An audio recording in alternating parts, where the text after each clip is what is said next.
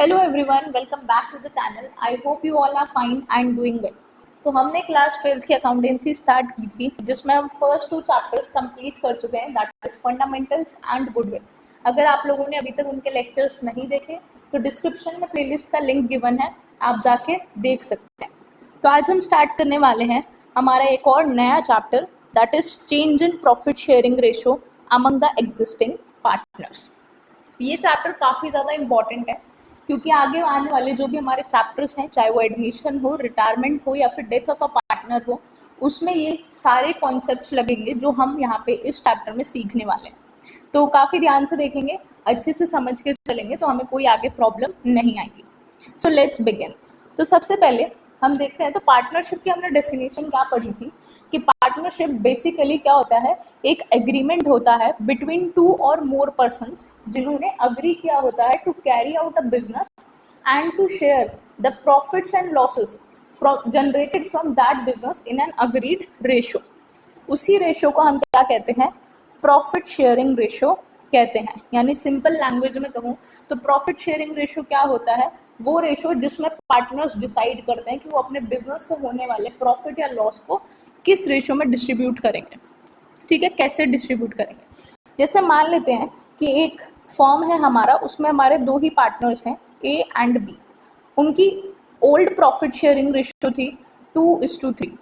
ठीक है, अब एक दिन ए और बी ने डिसाइड किया कि हम लोग जो है नेक्स्ट अकाउंटिंग ईयर से, यानी कि 1 अप्रैल से हमारी जो प्रॉफिट शेयरिंग रेशो है उसको चेंज करेंगे, और हम तब से प्रॉफिट कैसे शेयर करेंगे, हम प्रॉफिट शेयर करेंगे इक्वली।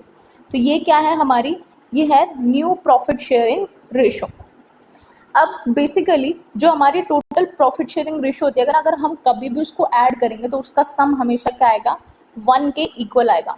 जैसे हम अगर यहाँ पे देखें तो क्या होगा, 2/5 प्लस 3/5। अगर हम इसे ऐड करें तो क्या आएगा, 5/5 विच इज़ 1। सिमिलरली यहाँ पे भी क्या होगा, 1/2 एंड 1/2, दोनों को हम ऐड करेंगे तो आंसर क्या आएगा हमारा, 1। ठीक है, तो जब भी प्रॉफिट शेयरिंग रेशो चेंज होती है तो क्या होता है, किसी ना किसी एक पार्टनर को लॉस होता है और एक पार्टनर को गेन होता है, यानी कि फ़ायदा होता है।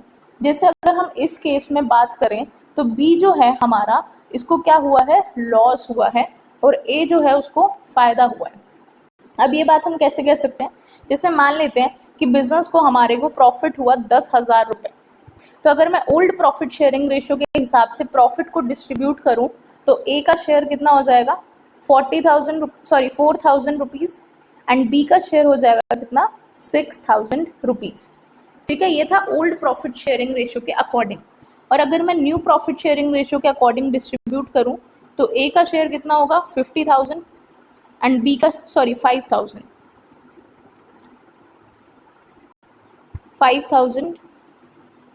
और बी का शेयर होगा हमारा, बी का भी शेयर होगा हमारा 5,000। ठीक है, तो प्रॉफिट शेयरिंग रेशियो चेंज होने से पहले बी को प्रॉफिट कितना मिलता, 6,000, लेकिन अब कितना मिल रहा है, 5,000। तो 1,000 रुपीज़ का बी को एक तरह से क्या हुआ है, लॉस हुआ है। ये तो हमारे इस एग्जाम्पल में था। यानी बेसिकली हमेशा क्या होता है, जब भी प्रॉफिट शेयरिंग रेशियो चेंज होती है तो एक पार्टनर को गेन होता है और एक पार्टनर को सेक्रीफाइस करना पड़ता है, यानी उसे लॉस होता है। ठीक है, तो ये थोड़ा एक ब्रीफ आइडिया लिया हमने प्रॉफिट शेयरिंग रेशो का चेंज होने का। अब जब भी प्रॉफिट शेयरिंग रेशो चेंज होती है तो हमें कुछ एडजस्टमेंट्स करनी पड़ते हैं, कुछ एस्पेक्ट्स को ध्यान में रखना पड़ता है। अब यही कॉन्सेप्ट जो है हमारे आगे आने वाले चैप्टर्स में क्यों लगेंगे। जैसे अगर हम एडमिशन की बात करें तो उसमें क्या होता है, एक नया पार्टनर बिजनेस में आता है तो बेसिकली हमारा टोटल प्रॉफिट शेयर कितना होगा, 1 होगा। ठीक है, अब जब न्यू पार्टनर आया तो वो भी तो उसमें से ही शेयर लेगा, यानी कि ओल्ड पार्टनर्स को कुछ ना कुछ सेक्रीफाइस करना पड़ेगा और वही शेयर जो है हमारा न्यू पार्टनर गेन करेगा, है ना। ऐसे ही सिमिलरली जब रिटायरमेंट और डेथ के केस में देखें तो हमारा एक पार्टनर बिजनेस छोड़ के जा रहा होता है, तो यानी उसका जो प्रॉफिट शेयर होगा वो भी हमारे बचे हुए पार्टनर्स को मिल जाएगा। तो कहीं ना कहीं हर केस में हमारी प्रॉफिट शेयरिंग रेशो चेंज होती है। तो जब भी प्रॉफिट शेयरिंग रेशो चेंज होती है तो हमें कुछ अकाउंटिंग एडजस्टमेंट्स करनी पड़ती हैं, जो हम इस चैप्टर में पढ़ेंगे। आई होप दिस इज क्लियर। तो अब हम आगे चलते हैं। ओके, तो यहाँ पे सबसे पहले दिया हुआ है रिकॉन्स्टिट्यूशन ऑफ द फर्म का मतलब। तो जब भी हमारी प्रॉफिट शेयरिंग रेशियो चेंज होती है तो क्या होता है, हमारा जो पुराना एग्रीमेंट है वो खत्म हो जाता है और एक नया एग्रीमेंट जो है एग्जिस्टेंस में आता है। पुराने एग्रीमेंट में हमने क्या लिखा था, हमारी टर्म्स एंड कंडीशंस पार्टनरशिप की, साथ ही उसमें एक क्लॉज किस चीज़ का था, हमारी प्रॉफिट शेयरिंग रेशियो से रिलेटेड भी क्लॉज था। लेकिन अब अगर हमने पार्टनरशिप में प्रॉफिट शेयरिंग रेशियो चेंज किया है तो हम जो हमारा एग्रीमेंट है जिसे हम पार्टनरशिप डीड कहते हैं उसको भी दोबारा से बनाते हैं नए पार्टनर्स के साथ, न्यू हमारी टर्म्स एंड कंडीशंस को लेकर। ठीक है, तो उसने क्या बोला कि existing partnership comes to an end and the new partnership agreement comes into existence, however the firm continues. Firm की एग्जिस्टेंस पे कोई इफेक्ट नहीं पड़ता, फर्म जैसे पहले चल रहा था वैसे ही चलता रहता है। बस होता क्या है, पार्टनरशिप एग्रीमेंट हमारा जो पुराने वाला है वो खत्म हो जाता है और नया पार्टनरशिप एग्रीमेंट शुरू हो जाता है। इसी चीज को हम क्या कहते हैं, रिकॉन्स्टिट्यूशन ऑफ द फर्म कहते हैं। ठीक है, any change in the existing agreement of the partnership is reconstitution of the firm. ठीक है, a firm is reconstituted in the event of first change in profit sharing ratio among the partners. जब भी partners के बीच में profit sharing ratio change होता है तो हम कहते हैं कि फर्म का क्या हुआ है, रिकॉन्स्टिट्यूशन हुआ है। Second, admission of a partner के केस में। Third, retirement of a partner के केस में। Fourth, death of a partner. And fifth is amalgamation of two or more partnership firms. ठीक है, reconstitution of the firm always leads to change in profit sharing ratio among the partners. जब भी firm का reconstitution होगा तो partners के बीच में profit sharing ratio का हमेशा हमेशा चेंज होगा, चाहे वो एडमिशन का केस हो, रिटायरमेंट का, डेथ का, और change in profit sharing ratio में तो ऑफकोर्स नाम में ही है। ठीक है, I hope this is clear कि रिकॉन्स्टिट्यूशन ऑफ द फर्म क्या होता है और उसमें पार्टनरशिप एग्रीमेंट जो है पुराने वाला खत्म हो जाता है, नया पार्टनरशिप एग्रीमेंट स्टार्ट हो जाता है और फर्म की एग्जिस्टेंस पे कोई इफेक्ट नहीं पड़ता।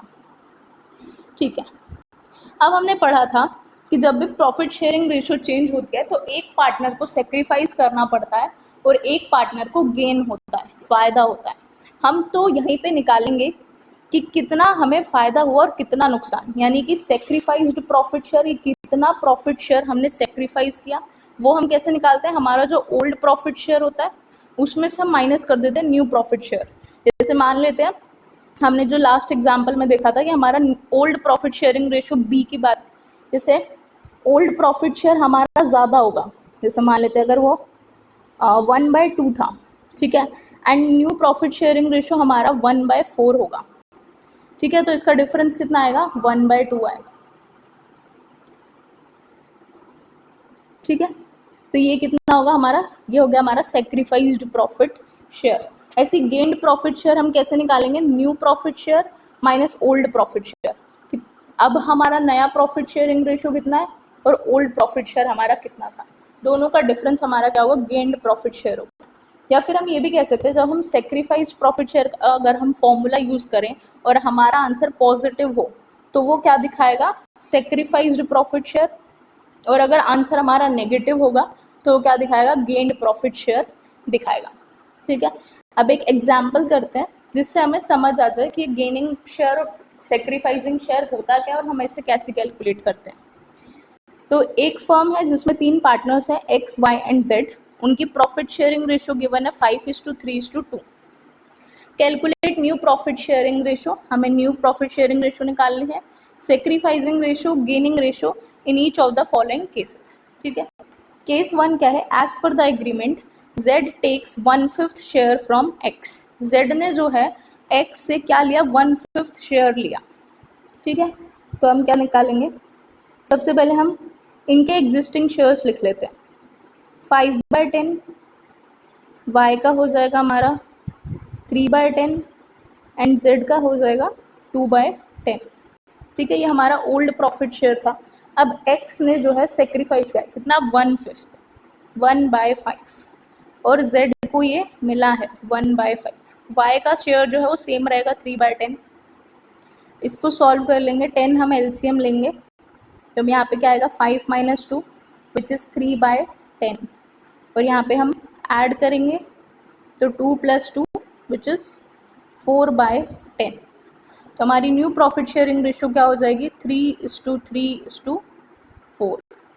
ये हमारी न्यू प्रॉफिट शेयरिंग रेशियो हो जाएगी। ठीक है, क्लियर है? ओके। और अगर कोई हमसे सेक्रीफाइस या फिर गेन्ड प्रॉफिट शेयर पूछे तो वो कितना होगा? 1/5 होगा। ये रहा। Okay. Case number 2, as per the agreement Z takes 1/5 share equally from X and Y। X ने जो Z ने जो 1/5 शेयर लिया है ना, वो X और Y दोनों से इक्वली लिया है। यानी कि कैसे लिया? फिर से हम इनके एग्जिस्टिंग प्रॉफिट शेयर लिख लेंगे, जो कि हमारे 5/10, 3/10 एंड 2/10। ठीक है, दोनों ने सेक्रीफाइस किया कितना? 1/5 इक्वली, यानी कि 1/5 को का हाफ जो है x ने दिया, यानी कि 1/10, और हाफ ही किसने दिया है? y ने। तो दोनों में से हम क्या माइनस करेंगे? 1/10 1/10 माइनस कर देंगे, और इसको कितना मिला? 1/5। ठीक है, अब इसको सॉल्व कर देंगे। 4/10, 2/10, और ये कितना हो जाएगा? 4/10 हो जाएगा। तो हमारी न्यू प्रॉफिट शेयर क्या आएगा? 4:2:4, या फिर हम इसको क्या कह सकते हैं? 2:1:2 भी कह सकते हैं। ठीक है, क्या किया हमने? जो 1/5 शेयर लिया था ना, उसने इक्वली, यानी आधा, 1/5 का आधा x से लिया और 1/5 का बचा हुआ आधा y से लिया। हमने 1/5 को हाफ से मल्टीप्लाई किया तो हमें मिल गया क्या? 1/10। 1/10 किसका? x का, और 1/10 ही किससे लिया? y से। तो वो उनके हमने प्रॉफिट शेयर में से माइनस कर दिया और z के प्रॉफिट शेयर में ऐड कर दिया। 2 बार 1/10 भी ऐड कर सकते थे, या डायरेक्टली 1/5 भी ऐड कर सकते थे। ठीक है, okay. As per the new agreement, X, Y and Z decide to share the future profit and losses equally. अब इस केस में हमें new profit sharing ratio given है, वो क्या है? इक्वली कर रहे हैं, तो 1:1:1। ठीक है, तो हम फिर से इनका एग्जिस्टिंग शेयर लिख लेंगे सबसे पहले, यानी old profit share X, Y and Z, और इसमें से हम क्या करेंगे? न्यू प्रॉफिट शेयर को माइनस कर दो, -1/3 -1/3। हमने क्या, कौन सा फॉर्मूला लगाया है? Old profit share minus new profit share. अगर ये पॉजिटिव आया तो क्या होगा? सेक्रीफाइस होगा, और नेगेटिव आया तो क्या होगा? गेन होगा। ठीक है, अब इसको सॉल्व कर लेते हैं। एलसीएम 30 ले लेते हैं, तो 15 - 10 दैट इज 5/30, 9 - 10 -1/30, 6 - 10 दैट इज -4/30। यानी कि इन दोनों ने गेन किया है और सिर्फ x ने सेक्रीफाइस किया है। तो हमारी यहाँ पे gaining ratio, sacrificing ratio basically क्या हो जाएगी? 5:1:4। ठीक है, चलिए। Case number 4, as per the new agreement Z takes 1/5 share of x, x के शेयर का 1/5 share of x and 1/6 share of y। ठीक है, x के शेयर का 1/5 लिया और y के शेयर का 1/6 लिया, तो टोटल इसने गेन कितना किया? देखते हैं। z को जो मिलेगा कितना मिलेगा? ऐसे लिखते हैं, Z's gain 1/5 of x। x का शेयर कितना था? 5/10 प्लस 1/6 ऑफ y। y का शेयर कितना था? 3/10, क्योंकि उनकी रेशियो क्या थी? 5:3:2 थी। ठीक है, तो ये कितना हो गया? अगर हम इसको कैंसिल आउट कर लें तो हमारे पास आता है 1/10 प्लस 1/20। 20 एलसीएम ले लेते हैं, तो कितना आ जाएगा? 3/20। ये x का, सॉरी z का गेन है। तो x, y, z। New profit share कैसे निकालेंगे? ओल्ड लिखेंगे 5/10, 3/10 एंड 2/10। इसमें से माइनस करेंगे कितना, 1/5 इंटू 5/10, दैट इज 5/50 कह सकते हैं हम, या फिर इसे 1/10 भी कह सकते हैं। ये वाला ले लेते हैं 1/10। y का कितना होगा 1/20, और z के में हम ऐड कर देंगे 3/20। ये हो जाएगा 4/10, ये हो जाएगा 20। अगर हम एलसीएम लें 6 - 1 दैट इज 5/20, और यहाँ पे भी 20 एलसीएम ले तो 4 + 3 दैट इज 7/20। इसको both numerator and denominator multiply by 2 करेंगे ताकि सबके डिनोमिनेटर सेम हो जाए, 20 हो जाए। तो कितना हो जाएगा 8/20। तो हमारी रेशियो क्या आ जाएगी 8:5:7। ये हमारी न्यू प्रॉफिट शेयरिंग रेशियो हो जाएगी, ठीक है। और सेक्रीफाइसिंग रेशियो कितनी होगी हमारी 2:1। कैसे निकाला, 1/10 और 1/20 था ना। इसका अगर हम एलसीएम दोनों के कॉमन कर लें तो कितना आ जाएगा हमारा, ये हो जाएगा 2/20 और 1/20 दैट इज 2:1। ये क्या हमारी sacrificing ratio. I hope this is clear कि हम न्यू प्रॉफिट शेयरिंग रेशियो कैसे निकालते हैं, सेक्रीफाइस्ड और गेनिंग प्रॉफिट शेयर भी हम कैसे निकालते हैं। चलिए आगे चलते हैं। नेक्स्ट टॉपिक है हमारा अकाउंटिंग ऑफ गुडविल। गुडविल हमने पढ़ा था कि गुडविल क्या होता है, it is an intangible asset, है ना। एक इनटैंजिबल एसेट होता है। बेसिकली बात करें तो गुडविल क्या होता है, एक बिजनेस की मार्केट में रेपुटेशन, ठीक है। अब गुडविल जो है वो दो तरह की होती है, एक होता है प्रीमियम फॉर गुडविल और एक होती है एग्जिस्टिंग गुडविल। एग्जिस्टिंग गुडविल से हमारा मतलब है वो गुडविल जो हमारी पार्टनरशिप फर्म की बैलेंस शीट में एसेट साइड शो होती है। यानी कि मैं कहूँ ये क्या कौन सी गुडविल है, ये है परचेज्ड गुडविल जो हमारी बैलेंस शीट में एज एन एसेट शो हो रही है। और एक होता है हमारा प्रीमियम फॉर गुडविल, ये हमारी कौन सी होती है, बेसिकली हमारी सेल्फ जनरेटेड गुडविल होती है, ये हमारी बैलेंस शीट में शो नहीं होती, ठीक है।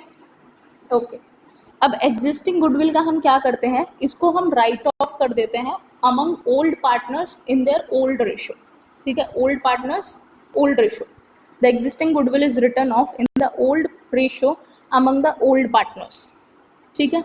और एंट्री क्या है उसकी, पार्टनर्स कैपिटल और current account debit to goodwill. क्योंकि गुडविल क्या होता है, हमारा एसेट होता है, यानी उसका क्या होगा, डेबिट बैलेंस होगा। तो उसको राइट ऑफ करने के लिए हम क्या करेंगे, क्रेडिट कर देंगे, ठीक है। और वो ओल्ड पार्टनर्स में ओल्ड रेशियो में करेंगे, यहाँ पे लिख भी देते हैं ओल्ड रेशियो, ठीक है। प्रीमियम फॉर गुडविल में क्या होता है, जैसे हमने पढ़ा था कि जब भी प्रॉफिट शेयरिंग रेशियो चेंज होती है तो एक पार्टनर गेन कर रहा होता है और एक पार्टनर क्या करता है, सेक्रीफाइस कर रहा होता है। तो premium for goodwill is nothing but compensation to the sacrificing partner by the gaining partner. यानी गेनिंग पार्टनर जो है वो सेक्रीफाइसिंग पार्टनर को अपना प्रॉफिट शेयर उसके लिए सेक्रीफाइस करने के बदले एक कॉम्पेंसेशन पे करता है, ठीक है। तो प्रीमियम फॉर गुडविल हम बेसिकली निकालते कैसे हैं, जैसे मान लो सेक्रीफाइस कितना किया, 1/5 किया, ठीक है। और गुडविल की वैल्यू हम मान लेते हैं फर्म की 2 लाख रुपए, तो हम क्या करेंगे 1/5 इंटू 2 लाख कर देंगे, तो कितना आएगा ये 40,000। ये प्रीमियम फॉर गुडविल हो जाएगा, ठीक है। तो gaining partners compensate the sacrificing partners in there sacrificing ratio for the share gain. और कॉम्पेंसेशन हम कैसे निकालते हैं, फर्म्स गुडविल, पूरे फर्म की गुडविल जैसे यहाँ पे हमने लेट करी वो 2 lakh rupees into gained profit share, कितना प्रॉफिट शेयर उसने गेन किया जो हमने लेट किया जैसे 1/5। जर्नल एंट्रीज की क्या होगी, गेनिंग पार्टनर्स कैपिटल और current account debit to sacrificing partners current और कैपिटल अकाउंट, ठीक है। I hope this is clear. चलिए आगे चलते हैं। अब इसमें कैसे करेंगे, इसको भी एक बार सॉल्व करके दिखा दूँ। जैसे मान लेते हैं 2 पार्टनर्स हैं ए एंड बी और हमारी परचेज गुडविल 1 लाख रुपीज़ है और ओल्ड प्रॉफिट शेयरिंग रेशो मान लो 2:3 है, ठीक है। तो हम क्या करेंगे, ए और बी के ऐसे A:B, तो A is capital account debit, B is capital account debit, ठीक है, टू गुडविल ऐसे लिखेंगे। गुडविल के आगे पूरा 1 लाख जो उसका अमाउंट है वो लिख देंगे और 2:3 में इसको राइट ऑफ करेंगे, दैट इज 40,000 एंड 60,000। ये हमारी क्या हो गई, एंट्री पास हो गई। ठीक है, चलिए आगे चलते हैं। ओके, नेक्स्ट टॉपिक है हमारा accounting of reserves, accumulated profits and losses. At the time of change in profit sharing ratio, reserves, accumulated profits and losses existing in the books of the firm are transferred to the partner's current or capital account in their old profit sharing ratio. तो basically उसने क्या कहा कि business क्या करता है, काफ़ी सारे रिजर्व्स बनाता है, जैसे जनरल रिजर्व हो गया, वर्कमैन कंपेंसेशन रिजर्व हो गया, इन्वेस्टमेंट फ्लक्चुएशन रिजर्व हो गया, और भी बहुत सारे रिजर्व्स क्रिएट करता है। साथ ही साथ क्या होता है, ऐसा तो नहीं होता कि हम सारा प्रॉफिट जो है डिस्ट्रीब्यूट कर देते हैं। कभी ना कभी हमने बैलेंस शीट में देखा होगा कि डेबिट साइड या फिर क्रेडिट साइड P&L अकाउंट का बैलेंस गिवन होता है। जब वो डेबिट साइड गिवन होता है तो वो क्या होता है, लॉस होता है, एक्यूमुलेटेड लॉस। और अगर वो क्रेडिट साइड गिवन होता है यानी कि लाइबिलिटी साइड गिवन होता है, क्रेडिट बैलेंस होता है आई मीन, तो उसका मतलब क्या होता है कि वो क्या है, प्रॉफिट है। ठीक है, तो ये जो रिजर्व्स हैं या फिर एक्यूमुलेटेड प्रॉफिट्स एंड लॉसेस हैं, ये जो है जब भी हमारी पार्टनर्स के बीच में प्रॉफिट शेयरिंग रेशियो चेंज होती है, उस टाइम हम क्या करते हैं, इन्हें राइट ऑफ कर देते हैं। यानी कि एक तरह से हम कह सकते हैं कि पार्टनर्स में डिस्ट्रीब्यूट कर देते हैं और इन्हें रिजर्व्स को, एक्यूमुलेटेड प्रॉफिट्स एंड लॉसेस को क्या करते हैं, ख़त्म कर देते हैं हमारी बैलेंस शीट में से। बैलेंस शीट में हम इन्हें शो नहीं करते।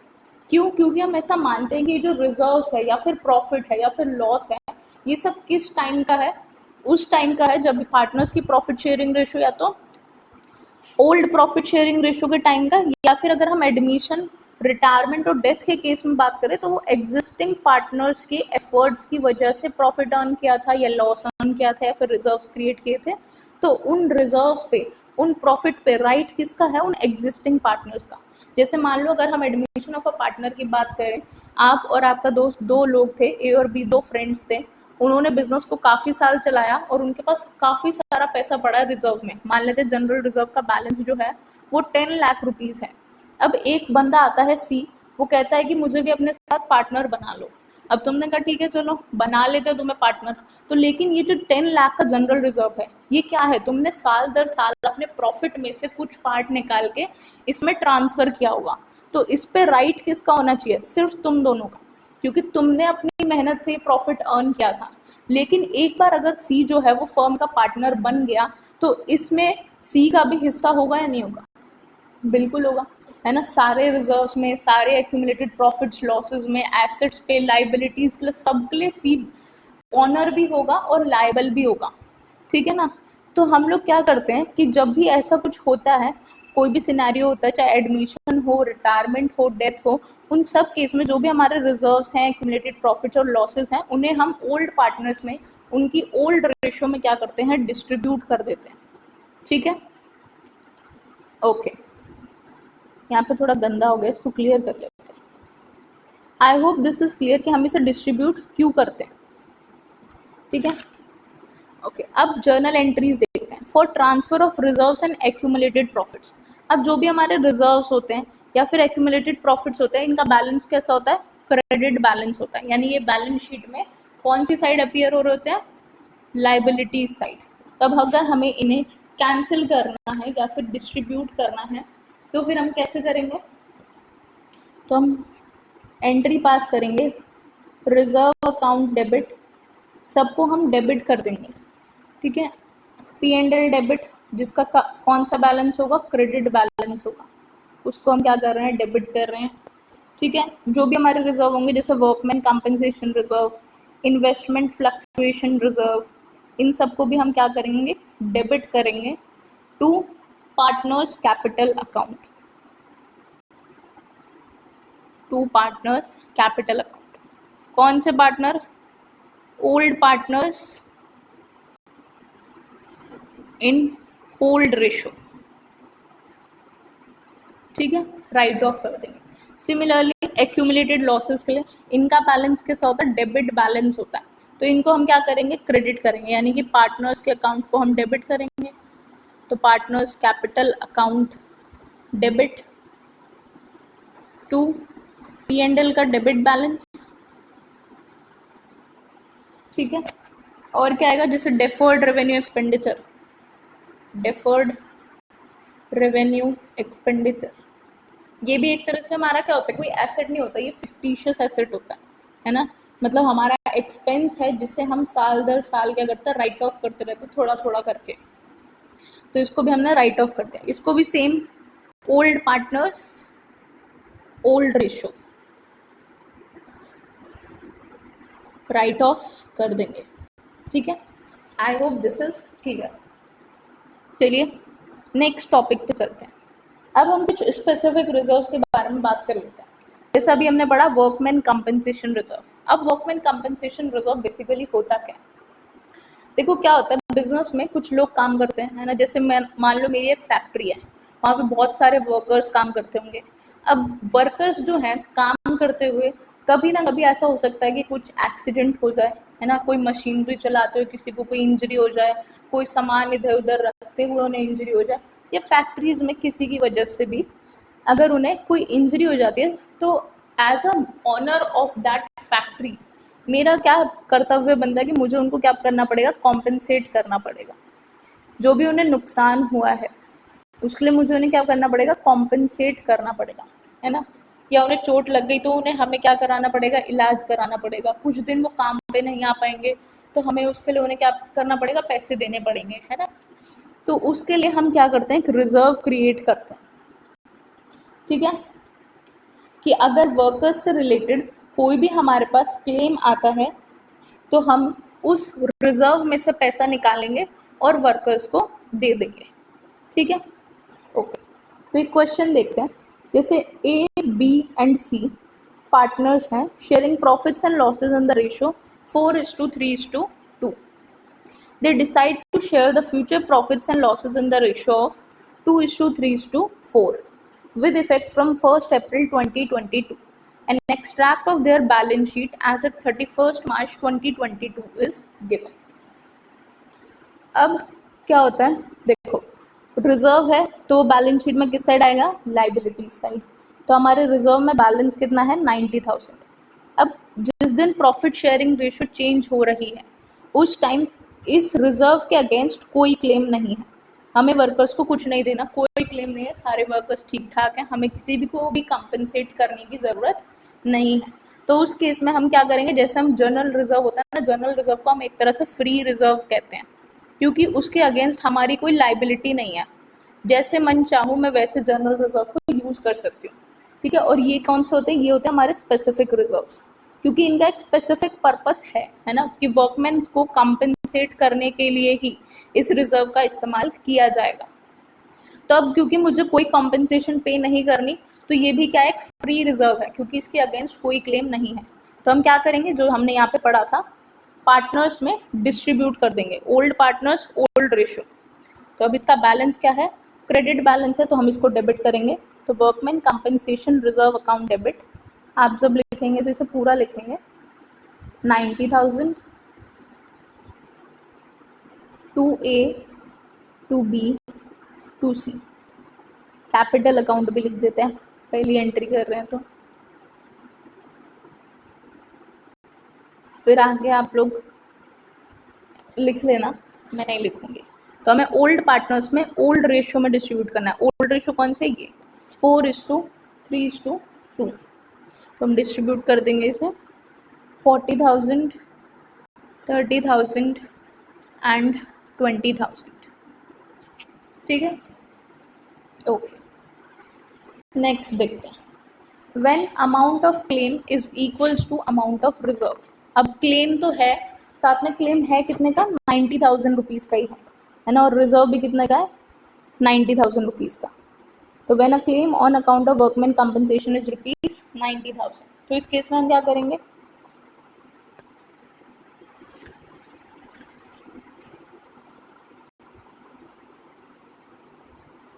Workman compensation reserve account debit to workman compensation claim account. ये क्या है, वर्कमैन कंपनसेशन क्लेम अकाउंट, कितना, 90,000 एंड 90,000, ठीक है। 90,000 का हमारे पास रिजर्व था, 90,000 का हमारे पास क्लेम है। Case number 3, when amount of claim is less than the amount of reserve.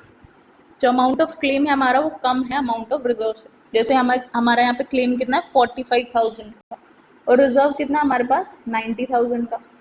तो हम क्या करेंगे, workman compensation reserve account debit कितने से, जितना हमारा क्लेम है उतने से 45,000 टू वर्कमैन कंपनसेशन क्लेम 45,000 और बचा हुआ workman compensation reserve account debit 45,000 to A to B to C, या फिर आप इसकी कंबाइंड एंट्री भी पास कर सकते हैं, कोई प्रॉब्लम नहीं, ठीक है। वो कितनी हो जाएगी, 45,000 को अगर हम डिस्ट्रीब्यूट करें तो 20,000, 15,000 एंड 10,000, ठीक है, okay. Case number 4, when amount of claim is more than the amount of reserve. जैसे यहाँ पे क्लेम कितने का 99,000 का और रिजर्व हमारा कितना है 90,000 रुपीज़ का। तो इस केस में हम क्या करेंगे, workman compensation reserve account debit 90,000 से, ठीक है, revaluation account debit 9,000 to workman compensation claim account, क्योंकि क्लेम है वर्कमैन कॉम्पनसेशन से रिलेटेड 99,000। ये जो रिवैल्यूएशन अकाउंट है अभी के लिए इसको P&L अकाउंट की तरह समझो। P&L अकाउंट का नाम हमने रिवैल्यूएशन अकाउंट रख दिया है, ठीक है। तो लॉस है तो क्या होगा, डेबिट होगा। ओ सॉरी, मैंने यहाँ पर डेबिट भी नहीं लिखा। अब ये जो लॉस हुआ है हमें 9,000 का, ये हम पार्टनर्स में डिस्ट्रीब्यूट कर देंगे। तो A debit, B debit, C debit to revaluation account.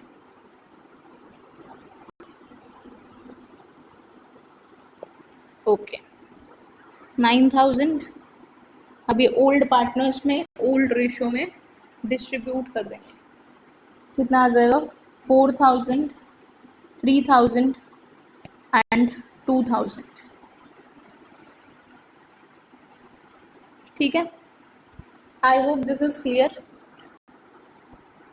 भैया हमने क्या किया, हमारा जो वर्कमैन कंपनसेशन रिजर्व में बैलेंस पड़ा था वो था 90,000, 9,000 हमें और एक्स्ट्रा पे करना था। तो हम एक तरह से मान लेते हैं कि P&L अकाउंट जो की तरह एक रिवैल्यूएशन अकाउंट होता है। बेसिकली रिवैल्यूएशन अकाउंट होता है क्या, वो हम आगे पढ़ेंगे डिटेल में। तो अभी के लिए हम ऐसे ही मान लेते हैं कि हमने अपनी पॉकेट से 9,000 रुपीज़ एक्स्ट्रा दिए, जिसके लिए हमने कोई रिजर्व नहीं बना रखा था, तो उसकी वजह से हमें एक तरह से लॉस हो गया, ठीक है। उसको हमने डेबिट किया और क्लेम हमारा पूरा 99,000 से क्रेडिट कर दिया। अभी जो 9,000 का लॉस था इसे हमने पार्टनर्स में साथ ही साथ क्या कर दिया, डिस्ट्रीब्यूट कर दिया, राइट ऑफ कर दिया उनकी ओल्ड रेशो में, है ना, ओल्ड पार्टनर्स ओल्ड रेशो, ठीक है। I hope this is clear. तो आज के लिए हम इतना ही पढ़ेंगे। अगर आपको कोई भी डाउट हो तो आप कमेंट सेक्शन में पूछ सकते हैं। Thank you so much for watching. और अगर अभी तक आपने हमारा WhatsApp group and Telegram group join नहीं किया तो प्लीज़ उसे ज्वाइन कर लीजिए। आपको वहाँ पे सारे नोट्स मिल जाएंगे और आपके जो भी डाउट्स होंगे वो भी वहाँ पे सॉल्व किए जाएंगे, ठीक है। So thank you so much for watching.